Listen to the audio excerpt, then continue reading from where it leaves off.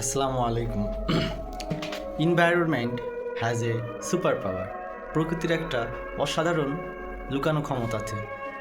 যেমন একটা baby Shark বা হাঙরের বাচ্চাকে যদি আপনি একটা অ্যাকুরিয়ামে রেখে তাকে লালন পালন করতে থাকেন, তাহলে অ্যাকুরিয়ামের ভিতরে সেই শার্কের বাচ্চা বা হাঙরের বাচ্চার বৃদ্ধি বা গ্রোথ সর্বোচ্চ 1 থেকে 2 সেন্টিমিটার হয়ে থাকে।